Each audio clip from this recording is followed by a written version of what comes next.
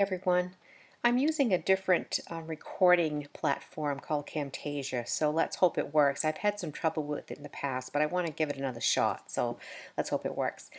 So here we are on our module for this week, and I've done a little video, as you can note up here, on just overview of Chapter 5, and I'll embed that once it becomes available. YouTube is kind of stubborn sometimes, but here's the link.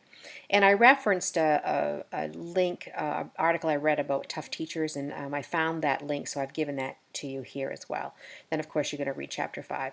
And then I've also put a video in here that was created in 2007 about a vision of students today. I've used this in many classes in professional development, and I'd like you to take a look at it. It's about 5 minutes long, so it won't take long. But the purpose of this particular video is to kind of go over a little bit of the case for change. This is the State of Maine's reform plan, Governor LePage and former Commissioner Bowen. And I'm asking you to really look at this thoroughly, so I just want to walk you through it a little bit. So if we go to the Education Evolving, this is the Maine Department of Education webpage, and this is kind of an overview of what this reform plan seeks to do. And it proposes to put learners first. You can make your own judgments about that. And there are 5 priority areas listed here that the governor and the former commissioner have been working on in various ways. This gives you links for looking at the plan index and so forth and so on. And this is if you want to copy a whole PDF, and I wouldn't recommend that. I'm going to click on this one because this is a graphic that I think will help us to I'll help you walk through it a little bit, and then I'll let you read the rest of it on your own. So this strategic plan framework is supposed to begin with the learner, okay, that we focus on what the learner needs. So it becomes very individual, very student-centered instruction. And the first priority area is effective learner-centered instruction with rigorous standards and aligned curricula. Next week we're going to look at those standards, the Common Core State Standards, the Maine Learning Results, the Next Generation Science Standards, all influencing what's happening in schools today. Learner-centered instructional practices. Back on that Department of Education webpage, you can link to the Center for Best Practices and get some information about what's going on in some of our schools in the state of Maine in terms of sort of turning this around from a teacher-centered instructional practice to a learner-centered instructional practice. Mass customized learning is one of those that is out there that schools are experimenting with. There's been some pushback on that, but as with anything new, there's always pushback. Assessment systems that provide timely, accurate data on achievement and growth. We know we are in a climate of assessment. There's a lot of testing that goes on in various schools for various things. We have state tests, we have school tests, we have district tests. We can make the argument that testing is too much, and I think part of this plan is to reduce that testing. You're going to have an opportunity next week or the week after, I can't remember which, to take a practice state assessment, the SBAC, the Smarter Balance Assessment Consortia. Our state has adopted that assessment for its test, and you'll have a chance to take a practice test. So we have to think about these assessment systems not only globally in the state, but also within our schools. What kinds of assessment systems do we have? Information systems that track learner growth over time. There's a lot of problems going on here because, whoops, there goes my dog again. Sorry, hang on. Sorry about that. The dog started barking, and so I paused it. I think I was on the last part of this first part here. The information systems that track learner growth over time. There's been a lot of contention about this because there's a sort of belief that that we're invading people's privacy and that student data will be shared across the country, and there's a lot of pushback on that. And then the second tier are about teachers and leaders. So standards for teachers and leader effectiveness. You are being exposed to the standards in this class as you complete your RAPS activities, and be thinking about those teacher standards. There's also standards for administrators as well. Initial preparation and professional development programs that are rigorous, relevant, and data-driven. You know, in Chapter 5, there was a some mention about teacher preparation programs being effective and rigorous. And I think that we are beginning to address that a little bit. I had noted in my other video that the certification rules are a bit lax, in my opinion. But I think that the preparation programs are working to help prepare teachers for this proficiency-based, standard-based climate that they are going into. At least I hope we are. Next generation evaluation systems for teachers and leaders. Again, this is another a place of contention. The legislature passed a teacher evaluation law. It has not yet gone into effect in terms of how it will play out because last session the legislature, I can't say that word today for some reason, failed to address how this is going to work. But one thing we're sure of is that student scores are going to play a part in that, and that's where the biggest problem comes, or one of the biggest problems. We don't know how much it will play. The MEA has suggested anywhere from 10 to 20%. Other think tanks and conservative groups has suggested up to as much as 50%.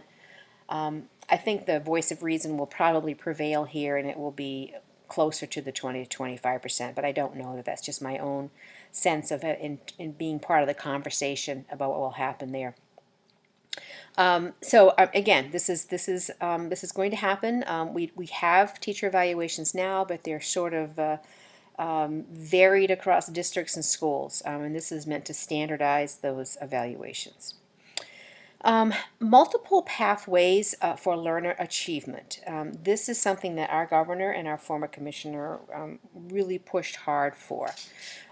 Advancement based on demonstration of mastery. This is proficiency-based learning. This is not getting an average score for work done. You have to meet the standard before you can move on. There's some good and bad here. The good is that students won't be able to play that game anymore.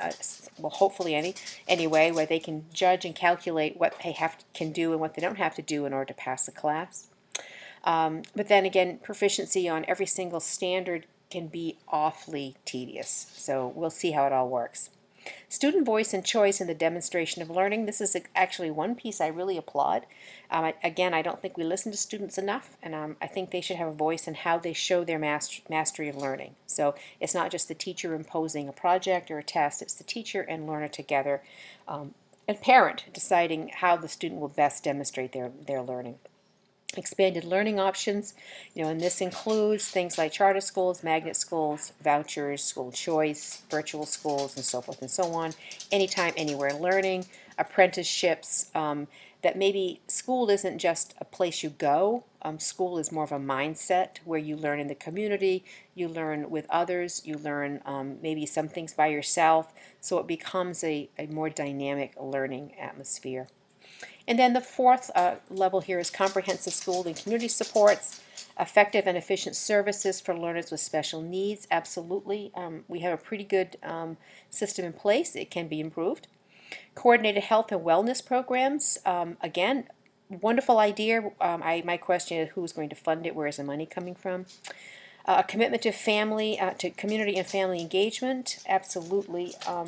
Schools should be the heart of a community. It should be a place where people gather for learning and sharing, and so forth and so on. John Dewey would have championed that. That was his theory, that schools really, that things begin there. It's a community center and things radiate out from it and then back into it.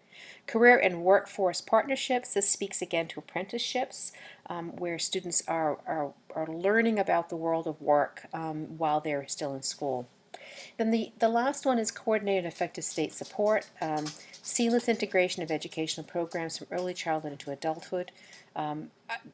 Absolutely, I agree with that. I don't know how that's going to work. We don't tend to do that very well, so we'll see how it all works. Adequate and equitable state resources for Maine schools. Budgets have been cut. The governor has just proposed more cuts to education, so I'm a little leery about how this one's going to work. Comprehensive integration of technology. Maine has been at the forefront of that with laptops in our schools for many years, and that continues to happen. A robust and transparent accountability and improvement system. Again, I'm not sure what that's going to look like in terms of accountability. Is it accountability for teachers, students, administrators, schools and so forth. So that's the strategic plan in a nutshell. And you can look at all the others as well. You can go here and look at the whole plan. You can read the narratives about each one. I want you to do that, the core priorities, so that you get a sense of what they're talking about with each one of these tenants here. And then I'm going to go back to the Blackboard for a second. And this is the entire document, as I noted before, and this is what I want you to read, and I want you to read it carefully. And here is a PDF of that if you want to read it in a seamless, and it tells you, and it also helps you to think about who's responsible for what. So take some time with this. It's not a short piece. And I'd really like you to understand. So here are the action steps, and so this is how it's supposed to be working, and who the responsible party is, and when the deadline is, and when it gets launched. Some of these things have been pushed back, but I still want you to read it. Okay, so that's it. I hope you enjoyed this. I really would like to see some robust discussion about this in terms of what do you think? Does it present a valid argument for reform? Why or why not? I mean, this whole week is about the question of reform and what does that look like. So have a great week, and I'll see you soon.